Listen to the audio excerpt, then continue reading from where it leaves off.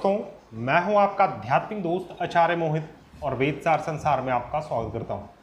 दोस्तों, आज के वीडियो में हम मीन राशि वाले जातक के लिए वर्तमान में होने वाला राहु का यह गोचर किस प्रकार का परिणाम देगा, इसके ऊपर विस्तार से चर्चा करेंगे। इसमें हम कई सारे बहुमूल्य प्रिंसिपल्स को लेंगे और इस आधार पर हम समझेंगे कि राहु का यह गोचर आपको किस प्रकार से फल देने वाला है।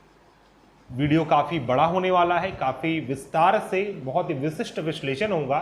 एक एक पहलुओं को ध्यान में रखते हुए इस विश्लेषण को किया जाएगा। तो दोस्तों, वीडियो स्टार्ट करते करते आप सभी से अनुरोध है, कृपया हमारे चैनल को सब्सक्राइब करें और हमारे इस वीडियो को ज़्यादा से ज़्यादा लाइक करें, शेयर करें तथा एक बार हमारे प्लेलिस्ट को आप अवश्य विजिट करें।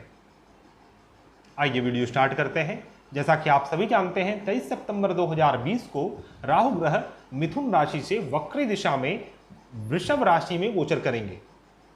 वृषभ राशि राहु का उच्च राशि माना गया है और कुंभ राशि वाले जातक के लिए यह राहु का गोचर आपके तृतीय भाव में हो रहा है और केतु का गोचर आपके नवम भाव में हो रहा है।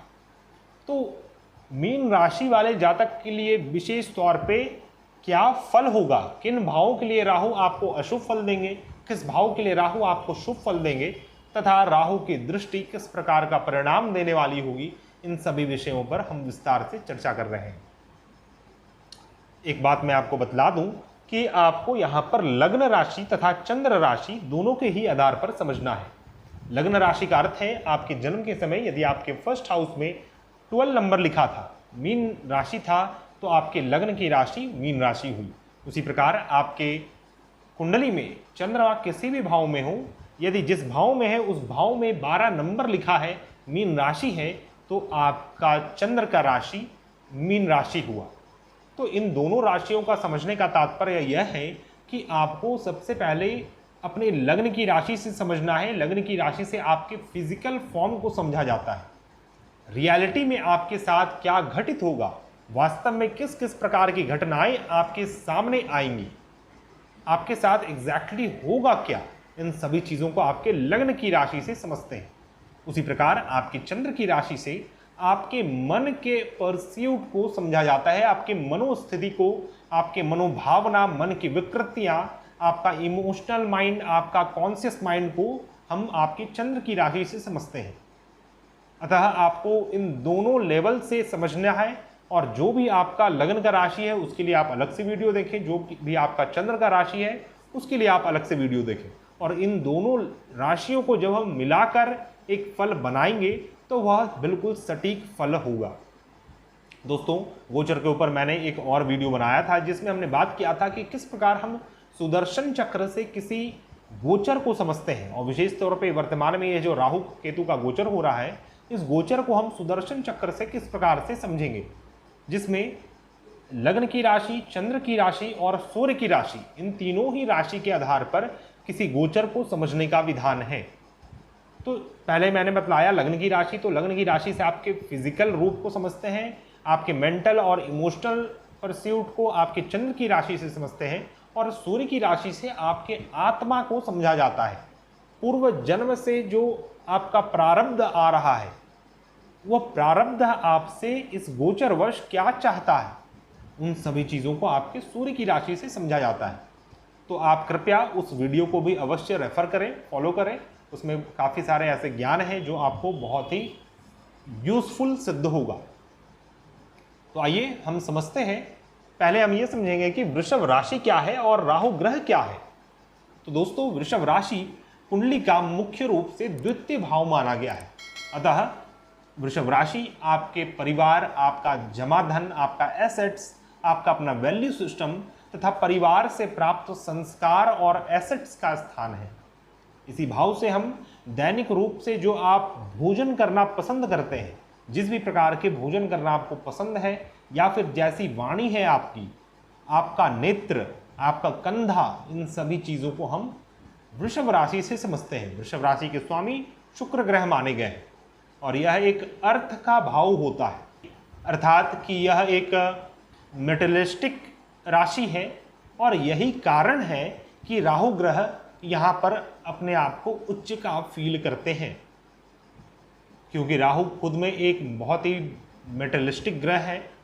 राहु ग्रह के बारे में जब हम डिस्कस करते हैं तो राहु के बारे में हमें यह पता चलता है कि यह एक पाप तथा भ्रमितता का कारक ग्रह है।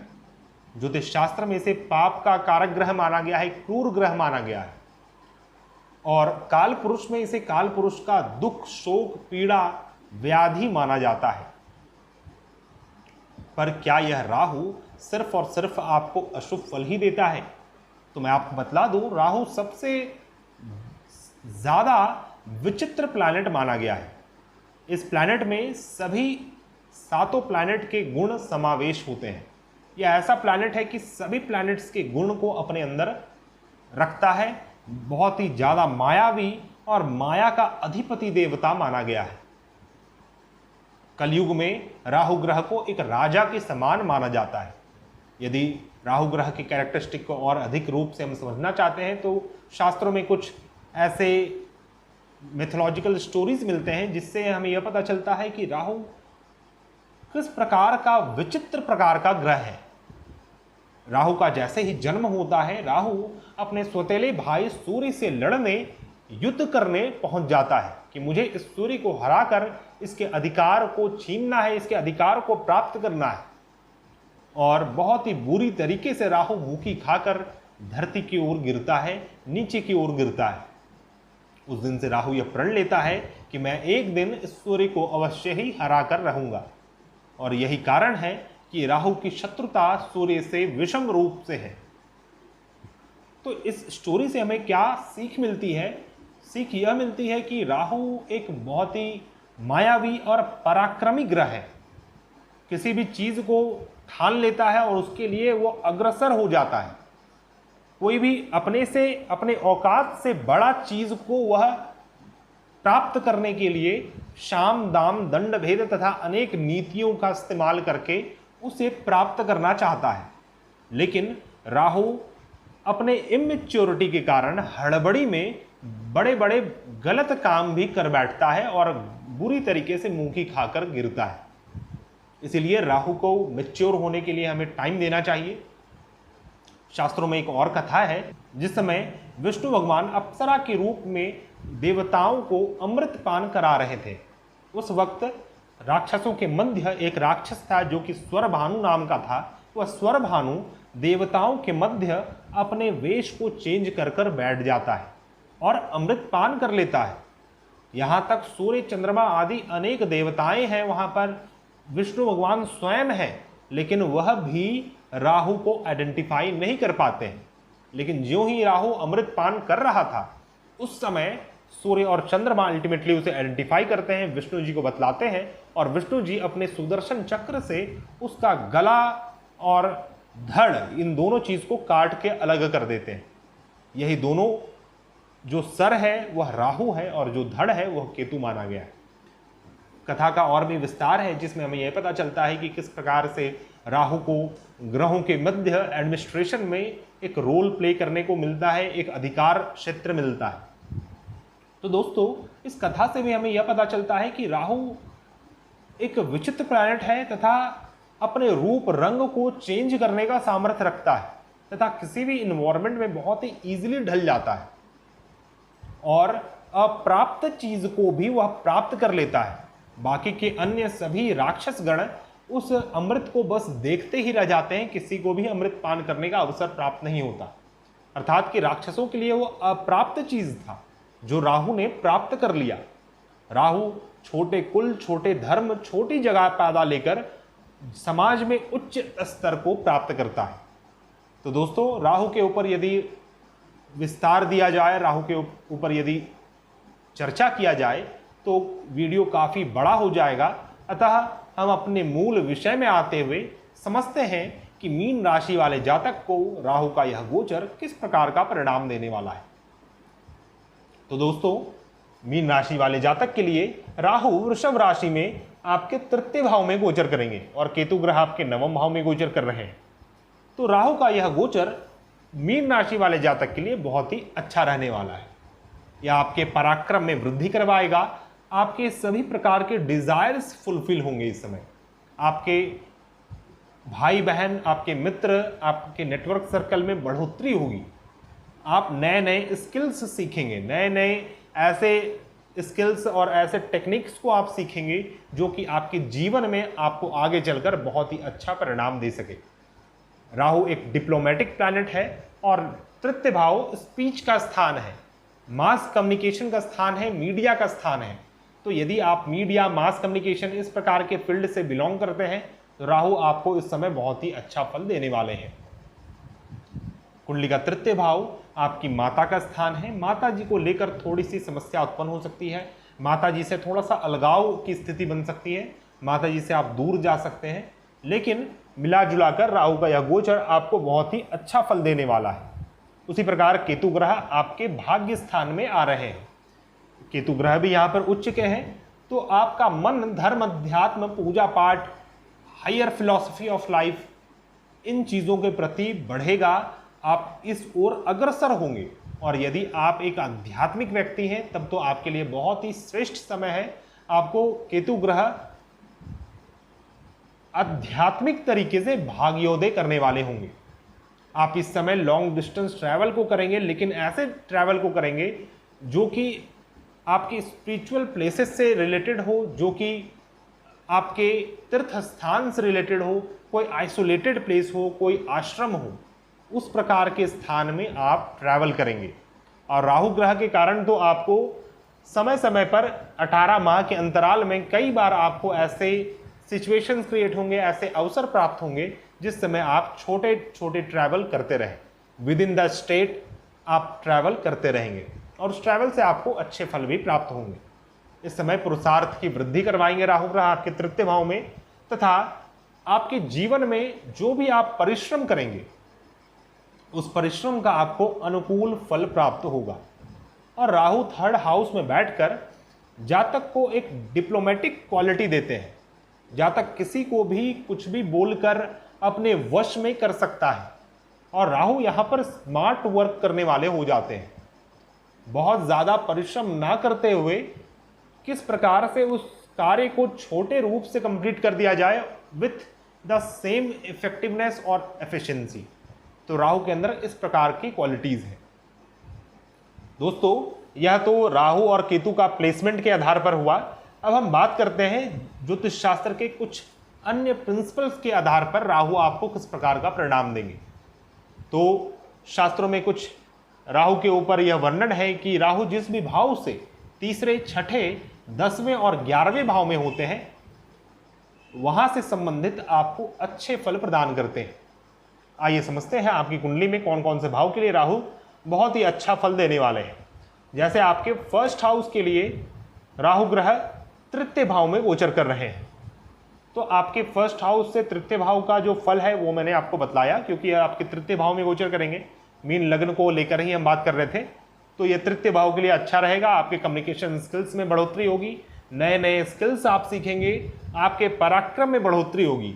कोई बड़े कार्य को आप इस समय सिद्ध कर सकते हैं अपने पराक्रम के बल से, क्योंकि आपके अंदर से वैसे तो आपको अनेक फियर्स भी रहेंगे इस समय, कुछ छोटे छोटे डर आपके मन में बैठ सकता है और उस डर के कारण हो सकता है थोड़ा सा बैक की ओर जाए, थोड़ा सा पीछे हटे। लेकिन अचानक से ऐसा एक्सट्रीम एनर्जी आपके अंदर क्रिएट होगा कि बड़े से कार्य को भी आप अपने पराक्रम के बल पर सिद्ध कर लेंगे, साध लेंगे। यदि आप नेता हैं, अभिनेता हैं, मीडिया, इन चीज़ों से कनेक्टेड आदमी हैं, तो आपको बहुत ही अच्छा फल देने वाले हैं राहु ग्रह। आपकी कुंडली के 5th हाउस से राहु ग्रह आपके 11th हाउस में गोचर करेंगे। यहां से काउंट करेंगे तो 1 2 3 4 5 6 7 8 9 10 11, तो आपके पंचम भाव से राहु ग्रह एकादश भाव में गोचर करेंगे।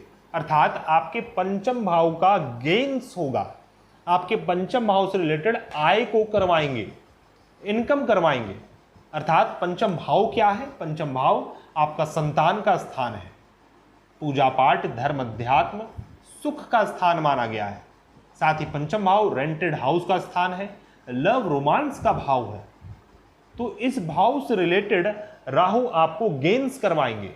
इस भाव से ही हम स्पेकुलेशन बिजनेस को देखते हैं, लॉटरी, सट्टा, इस प्रकार के बिजनेस या फिर इस प्रकार के कार्य जहां से मनी आए, वैसे कार्य से आपको अच्छा इनकम होगा। यदि आप शेयर में इन्वेस्ट करते हैं, यदि आप लॉटरी सट्टा इन चीज़ों से रिलेट करते हैं, उसमें इन्वेस्ट करते हैं, तो आपको उससे अच्छा इनकम होने वाला है।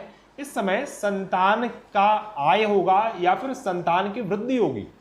ऐसे जातक जो संतान के अभिलाषित हैं, जिन्हें संतान चाहिए, उन्हें संतान की प्राप्ति होगी। जिन्हें विद्या चाहिए, उन्हें विद्या की प्राप्ति होगी।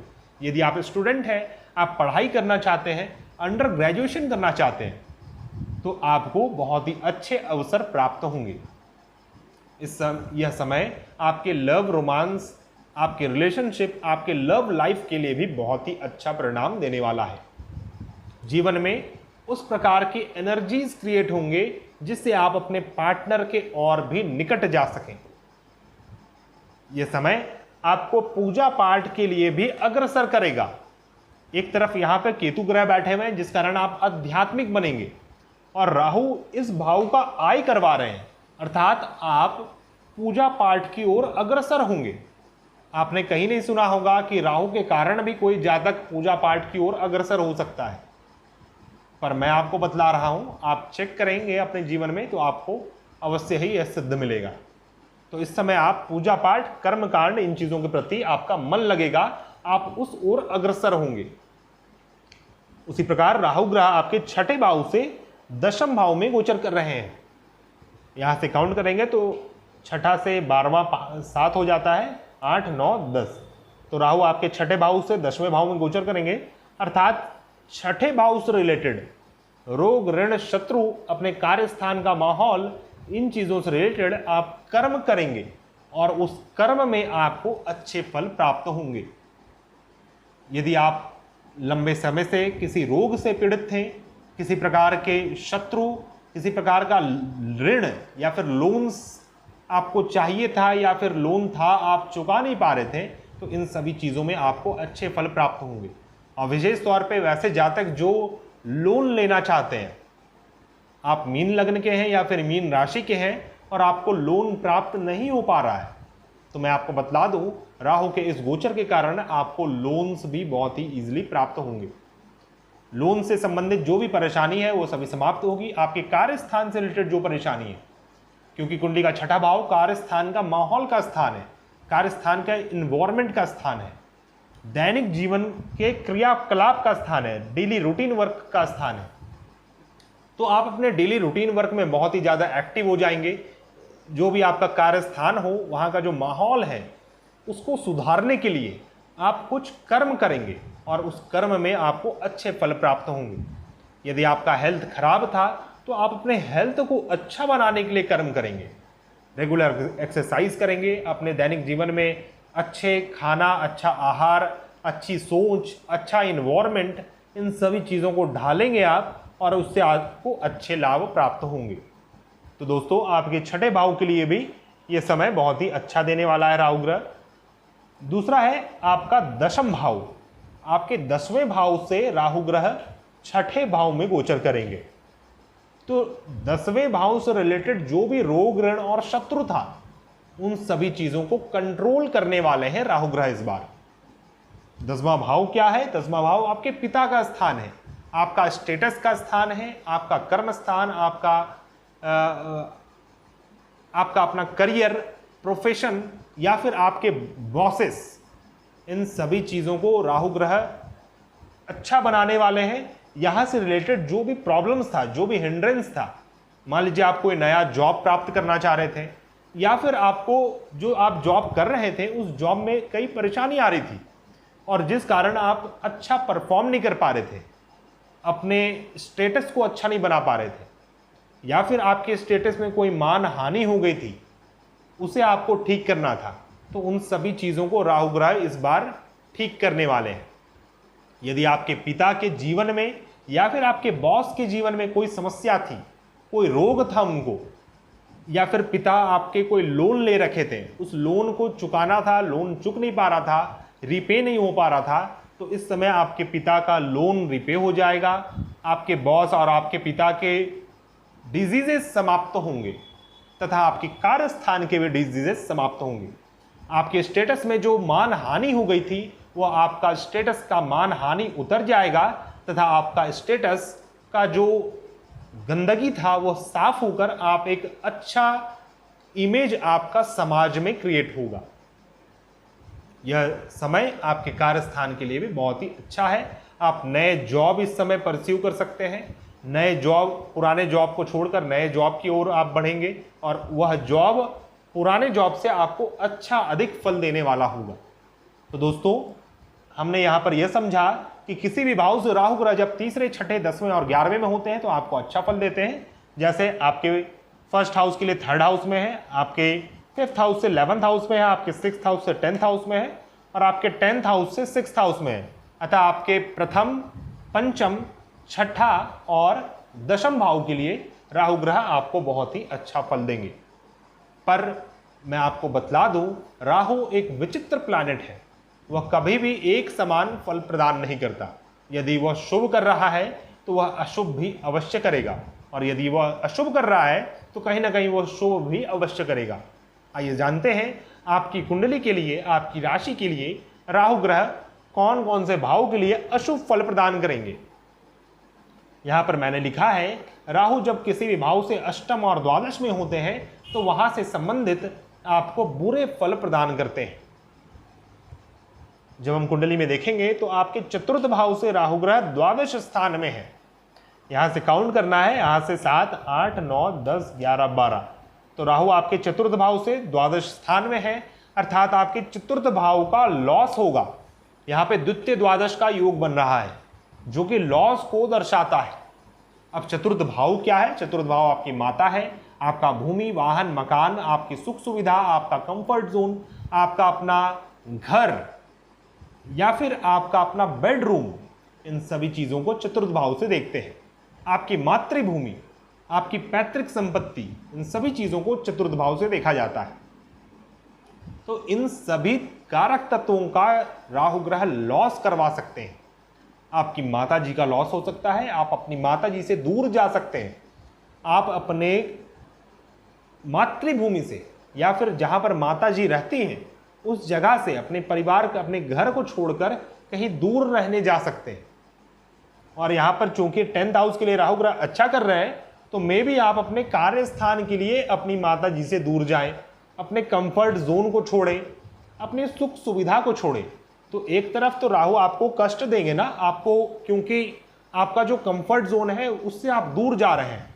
आपको नया कंफर्ट जोन बनाना है, नए घर में ट्रांसफर होना है, नए जगह जाना है, नए इन्वायरमेंट में आपको ढलना है। तो राहु इस चीज में आपको मुसीबतें उत्पन्न करेंगे। मेनली आपका कंफर्ट जोन का नाश होगा।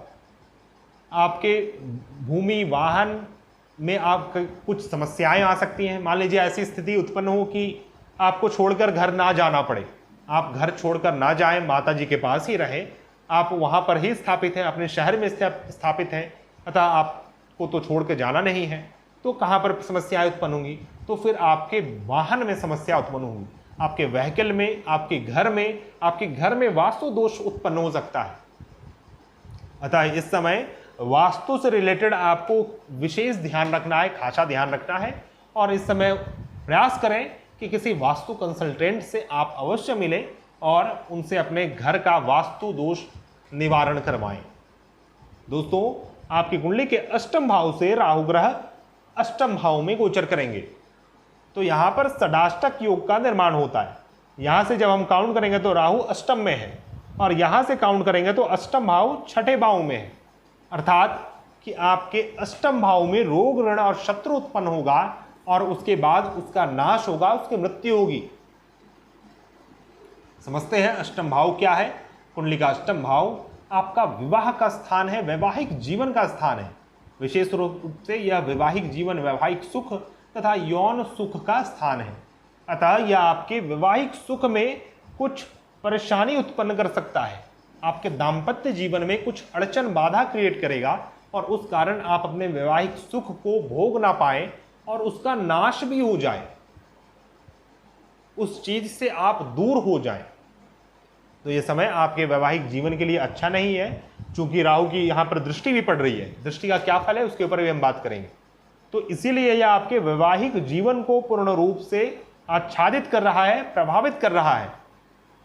अतः आपको अपने वैवाहिक जीवन में किसी प्रकार का बड़ा डिसीजन नहीं लेना चाहिए। किसी भी प्रकार की समस्या उत्पन्न हो रही है उसे आप लाइटली लें, उसमें ज़्यादा आपको रिएक्ट करने की आवश्यकता नहीं है, अन्यथा बड़े समस्या में आप पड़ जाएंगे।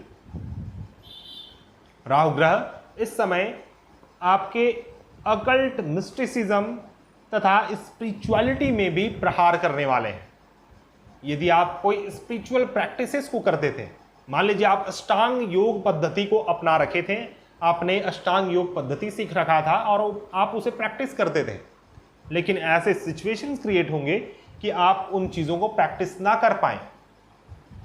यह समय आपके गुप्त शत्रुओं के लिए अच्छा समय है, अर्थात कि आपको अपने गुप्त शत्रुओं से हानि उत्पन्न होगी, विघ्न बाधा उत्पन्न होगी। किसी प्रकार की स्पिरिचुअल प्रैक्टिसेस, धर्म अध्यात्म, डीप रिसर्च, इन सभी चीज़ों के लिए यह समय अच्छा नहीं है। साथ ही आपकी आयु के लिए भी यह समय अच्छा नहीं है। मे भी ऐसे सिचुएशंस उत्पन्न हो जिस समय आपको शल्य चिकित्सा करवाना पड़ जाए, अर्थात कि आपको ऑपरेशन आदि करवाना पड़ जाए या फिर रक्त का अधिक स्त्राव हो जाए। अतः इस समय आप रक्तदान भी करें, क्योंकि अष्टम से अष्टम में राहु ग्रह गोचर कर रहे हैं, जो कि आपके आयु के लिए अच्छा नहीं है। यह आयु का स्थान है और यह मृत्यु का स्थान है, क्योंकि आयु का स्थान यह है और यहाँ से जो लॉस का स्थान है वो ये है। तो आपके आयु का लॉस यहाँ पर से होता है, तो ये मृत्यु का स्थान है। तो राहु ग्रह मृत्यु के स्थान में दृष्टि देते हैं और आपके आयु स्थान से अष्टम में है। तो यह साफ दर्शाता है कि आपकी आयु का क्षय होगा, छोटे मोटे रोड एक्सीडेंट्स हो सकते हैं, कुछ वैसे गुप्त शत्रु या फिर गुप्त रोग, कोई बड़ा रोग, असाध्य रोग आपको हो सकता है, और वह सभी रोग, वह सभी परेशानियां अचानक से उत्पन्न होंगी, क्योंकि इस भाव से रिलेटेड जो भी कर्म है, जो भी फल है, वह अचानक से उत्पन्न होता है। इस समय आप कोई छिपे हुए रिलेशनशिप में जा सकते हैं। ऐसे रिलेशनशिप, ऐसे संबंध जो कि आपने समाज से, अपने घर परिवार से छिपा रखे हों। आप अपने इन लॉज के हाउस से दूर हो सकते हैं। आपके इन लॉज के जो फैमिली मेंबर्स हैं, आपके जो ससुराल के फैमिली मेंबर्स हैं, वह आपके जीवन में कुछ अनबन, आपके जीवन में कुछ परेशानी उत्पन्न कर सकते हैं। अतः आपको सावधान रहना चाहिए। हमने यहां पर यह समझा कि किस प्रकार राहु ग्रह आपके चतुर्थ भाव और आपके अष्टम भाव को प्रभावित कर रहे हैं, बुरे रूप से प्रभावित कर रहे हैं। आइए अब हम ये जानते हैं कि राहु की दृष्टि किस प्रकार से आपको फल देगी। जैसा कि आप सभी जानते हैं, राहु ग्रह की तीन दृष्टि मानी गई है। पंचम, सप्तम और नवम दृष्टि राहु की पूर्ण दृष्टि होती है। राहु आपकी कुंडली के तृतीय भाव में बैठकर आपके सप्तम भाव में पंचम दृष्टि डालते हैं, आपके नवम भाव में सप्तम दृष्टि डाल रहे हैं तथा आपके एकादश भाव में नवम दृष्टि डाल रहे हैं। तो दोस्तों, वैसे तो राहु ग्रह एक क्रूर ग्रह है, एक पाप ग्रह है, और किसी भी पाप ग्रह की दृष्टि किसी भी भाव में पड़े तो उस भाव से रिलेटेड जो भी शुभ फल हैं उसमें कमी उत्पन्न होती है। अतः राहु आपको यहाँ पर मिश्रित फल देने वाले हैं। सबसे पहले मैं बतला दूं कि यदि आप एक आध्यात्मिक व्यक्ति हैं तो राहु केतु का जो फल है वो बिल्कुल अलग रूप से आपको प्राप्त होता है। अन्य ग्रहों की तरह आपको उसका फल प्राप्त नहीं होता।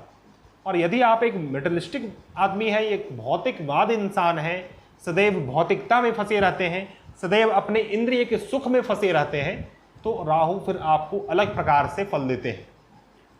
जितना बुरा से बुरा हम फल सोच सकते हैं, राहु आपको वह भी दे सकते हैं, और अधिक से अधिक अच्छा से अच्छा फल भी आपको दे सकते हैं। राहु ग्रह परब्रह्म परमात्मा के दूत के समान माने गए हैं। यह ग्रह आपको मुक्ति भी प्रदान करते हैं।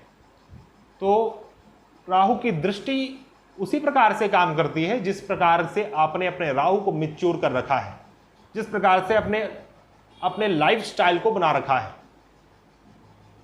वैसे फिर भी मैं आपको बतलाना चाहूंगा, राहु की जो पंचम दृष्टि है वह सप्तम भाव में पड़ रही है, और पंचम दृष्टि सदैव राहु की कुछ सीखने के लिए होती है। राहु कुछ सीखना चाहते हैं उस भाव से। तो यहाँ पर आपको आपके रिलेशनशिप से रिलेटेड चीज़ें आपको सिखाएंगे। किसी प्रकार के संबंध, किसी संबंध को किस प्रकार चलाना है, उसमें क्या क्या लिमिटेशंस, बाउंड्री, क्या क्या आपको ध्यान रखने की आवश्यकता है, वो सभी चीज़ें आपको इस समय राहु ग्रह सिखाने वाले हैं। क्योंकि आपके वैवाहिक जीवन में कुछ अनबन तो अवश्य उत्पन्न होने वाली है, क्योंकि अष्टम भाव को खराब करते हैं, अर्थात वैवाहिक जीवन का जो सुख है उसमें कमी उत्पन्न करते हैं, और वैवाहिक जीवन में, विवाह में, पत्नी में दृष्टि डाल रहे हैं। आप इस समय अपने स्पाउस की ओर, अपने पति या फिर पत्नी की ओर बहुत ज़्यादा आकर्षित हो सकते हैं, और उस कारण आप बहुत ज़्यादा पॉजिटिव हो जाएंगे, और उस पॉजिटिव नेचर के कारण आपके वैवाहिक संबंध में या फिर आप किसी प्रकार के संबंध ले लें उसमें परेशानी उत्पन्न होगी। यह समय आपके व्यापार के लिए भी अच्छा नहीं है, वो एक सेंसिटिव समय है। हम अच्छा नहीं है ऐसा नहीं कहेंगे, एक सेंसिटिव समय है। कोई बड़े डिसीजन को ना लें इस समय, कोई व्यापार को नया विस्तार ना दें, जो व्यापार है उसे चलाएं, उसके लिए आप अच्छा कार्य करते रहें, उसको समझने का प्रयास करें, जो उसके मूल मापदंड है, जो उसके मूल स्टैंडर्ड्स हैं, उसे आप समझने का प्रयास करें। तो फिर आप में भी पॉसिबल है कि आप इस 18 माह के बाद उसी व्यापार को और बेहतरीन रूप से आगे बढ़ा सकें। इस समय आपको विशेष रूप से 7th हाउस से रिलेटेड चीज़ों को समझना है, उसके ऊपर थोड़ा ध्यान देना है, अन्यथा इस चीज़ को राहु यहाँ से डिस्प्लेस कर देंगे, आपको इसका वियोग सहना पड़ सकता है। आपका व्यापार हट सकता है, आपकी पत्नी जा सकती है, आपकी स्पाउस से आपकी दूरी हो सकती है। राहु का सप्तम दृष्टि आपके 9वें भाव में पड़ता है। वैसे राहु का सप्तम दृष्टि सदैव अशुभ कारक माना गया है, क्योंकि यहां पर पहले से ही केतु ग्रह विद्यमान है, जो कि राहु के अपोजिट है जस्ट। तो राहु से जस्ट अपोजिट यहां पर केतु क्रिएट कर रहे हैं। अब राहु की भी दृष्टि पड़ रही है, अर्थात कि केतु का जस्ट अपोजिट एनर्जी का दृष्टि यहां पर पड़ रहा है, जिस कारण आपको भाग्य की प्राप्ति में परेशानी उत्पन्न होगी। जो भी स्पिरिचुअल प्रैक्टिसेस आप करते हैं उसको पकड़े रहने में परेशानी उत्पन्न होगी, अपने गुरु को पकड़े रहने में, अपने गुरु के टीचिंग्स को याद रखने में आपको परेशानी उत्पन्न होगी। लॉन्ग डिस्टेंस ट्रैवल से आपको कुछ नुकसान हो सकते हैं, संघर्ष की स्थिति उत्पन्न होगी। आपको तीर्थ स्थान वैसे तो जाना चाहिए, लेकिन कुछ भौतिकता रखते हैं आप अपने अंदर। यदि राहु की इस दृष्टि को आप नहीं संभाल रहे हैं तो तीर्थ स्थान में भी आपको नुकसान होगा। विशेष रूप से यह समय आपके भाग्य के लिए अच्छा नहीं रहेगा। राहु की दृष्टि के कारण मैं बात कर रहा हूं, सिर्फ केतु के हिसाब से जब हम देखेंगे, और फिर यहाँ के जो डिपॉजिटर हैं, जो मंगल ग्रह हैं, क्योंकि यहाँ के स्वामी मंगल ग्रह हैं, उनकी अपनी स्थिति गोचर आदि को देखना होगा, तब हम पूर्ण रूप से आपके भाग्य के ऊपर बात कर सकते हैं। लेकिन जो एक मुख्य रूप से राहु की दृष्टि आपके भाग्य को कहीं ना कहीं नुकसान करने वाली होगी। राहु की 9वीं दृष्टि आपके एकादश भाव में पड़ रही है। तो राहु का 9वीं दृष्टि किसी भी चीज को जिस भी भाव में पड़ता है, उस भाव से रिलेटेड हायर फिलॉसफी को गेन करने के लिए, डीप रिसर्च को गेन करने के लिए। तो राहु यहां पर आपके एकादश भाव से रिलेटेड रिसर्च करना चाहते हैं, वहां के हायर एलिमेंट्स को समझना चाहते हैं, हायर ज्ञान को समझना चाहते हैं। 11th हाउस का क्या फिलॉसफी है उसे समझना चाहते हैं। तो कुंडली का 11th हाउस आपका समाज का स्थान है, आपके बड़े भाई बहन का स्थान है, आपका अपना फिक्स्ड इनकम का स्थान है, अर्थात सैलरी का स्थान है। कुंडली का 11th हाउस आपका नेटवर्क सर्कल, आपके फ्रेंड सर्कल, आपके कलीग्स, कार्य स्थान में उपलब्धि का स्थान है। तो इन सभी चीजों से रिलेटेड आपको सबसे पहले तो धैर्य रखना चाहिए और इन चीजों में रिसर्च करें कि हमें अपने कार्य स्थान में उपलब्धि प्राप्त करने के लिए क्या चीज करना होगा, क्या चीज प्राप्त करना होगा, समाज में पद प्रतिष्ठा यश कीर्ति प्राप्त करने के लिए क्या किन चीजों की आवश्यकता है और वह सभी चीजें किस प्रकार से प्राप्त किया जाए। आप इस समय अपने सामाजिक ज्ञान को बढ़ाएंगे। हो सकता है आपके मित्रगण आपके सहयोगी सिद्ध हों, आपके कलीग्स, आपके नेटवर्क सर्कल आपके सहयोगी सिद्ध हों, लेकिन राहु की इस दृष्टि के कारण हो सकता है कि आपके कुछ अनैतिक या फिर दूषित नेटवर्क सर्कल या फ्रेंड सर्कल बने। तो आपको थोड़ा सा सावधान होना चाहिए। विशेष तौर पे यह जो मैं बात आपको बतला रहा हूँ, दूषित फ्रेंड सर्कल आदि, ये किसी स्टूडेंट के लिए या फिर कोई टीनेजर, कोई बच्चे के लिए ज़्यादा फ्रूटफुल रहेगा, उनको ज़्यादा समझ में आएगा, क्योंकि जो इंसान मेच्योर हो चुके हैं, जो अपने कार्य के लिए सदैव कार्यरत हैं, जिनको अपने जीवन में फायदा चाहिए, जिनको अपना काम करना है, तो उनके लिए ऐसा कुछ नहीं है। मे भी थोड़ा सा भटकाव हो, लेकिन कुछ उस प्रकार की चीज़ें नहीं है। लेकिन स्टूडेंट्स को विशेष तौर पे अपने फ्रेंड सर्कल से थोड़ा सा ज़्यादा उनकी मित्रता होगी, ज़्यादा उठना बैठना होगा, और ऑब्वियस सी बात है कि इसके कारण उनका स्टडी हैम्पर होगा। तो दोस्तों, यहाँ पर हमने मीन लग्न के ऊपर, मीन राशि के ऊपर पूर्ण रूप से विश्लेषण किया कि राहु केतु का यह गोचर किस प्रकार से आपको फलित होने वाला है, कैसा आपको परिणाम देगा। दोस्तों, आशा करता हूं आपको मेरा यह वीडियो पसंद आया होगा। राहु केतु के ऊपर मैं कुछ बातें आपको और भी बतलाना चाहूंगा। वैसे तो बहुत विस्तार से मैंने बात किया है राहु केतु के ऊपर, एक राहु केतु के कैरेक्टरिस्टिक के ऊपर मैंने वीडियो बनाया है, वीडियो आपको लिंक में मिल जाएगा। तो उसमें मैंने कुछ बातें आपको बतलाई थी, जैसे कि राहु केतु आपकी मुक्ति का कारक ग्रह है, क्योंकि यह आपके प्रारब्ध कर्मों के फल को देने वाला है, आपके पूर्व जन्मों के फलों को देने वाला राहु केतु है। और जिस प्रकार चंद्रमा आपको नित्य ही फल देता है, दैनिक रूप से चेंज होता है और दैनिक रूप से आपको डायरेक्टली आपके कॉन्शियस माइंड में प्रभाव डालता है, उसी प्रकार राहु और केतु आपके सब कॉन्शियस माइंड है। अतः यह दोनों ग्रह भी, इनकी दशा चले ना चले, यह आपको सदैव इफेक्ट करते रहते हैं। और इसे और भी बेहतरीन तरीके से हम समझ सकते हैं, क्योंकि चंद्रमा जिस पाथ में भ्रमण करता है, उस पाथ का जो नॉर्थ पोल है वह राहु कहलाता है, और जो साउथ पोल है वो केतु है। इसीलिए चंद्रमा को कॉन्शियसनेस कहा गया है और राहु और केतु को पाथ ऑफ दैट कॉन्शियसनेस कहते हैं। तो दोस्तों, आशा करता हूं आपको मेरा यह वीडियो पसंद आया होगा तथा समझ में आया होगा। यदि आपको मेरा यह वीडियो समझ में आया है तो कृपया हमारे चैनल को सब्सक्राइब करें, हमारे इस वीडियो को ज़्यादा से ज़्यादा लाइक करें, शेयर करें तथा हमारे प्लेलिस्ट को अवश्य चेकआउट करें, क्योंकि मेरे प्लेलिस्ट में कई सारे ऐसे यूनिक वीडियोज़ हैं, कई सारे ऐसे यूनिक कंसेप्ट्स हैं जो कि ज्योतिष शास्त्र के, विशेष तौर पे आपके वैदिक ज्योतिष शास्त्र के बहुमूल्य अंगों को खोलने वाला होगा। वीडियो समाप्त करते करते, यदि आप किसी प्रकार की समस्या से जूझ रहे हैं और उसका समाधान ज्योतिष शास्त्र के माध्यम से चाहते हैं, तो आप हमारे से कांटेक्ट कर सकते हैं। हमारा कांटेक्ट डिटेल्स आपको मेरे डिस्क्रिप्शन बॉक्स में मिल जाएगा तथा स्क्रीन में फ्लैश आउट हो जाएगा। हम मिलते हैं नए वीडियो में, तब तक के लिए धन्यवाद। जय हिंद।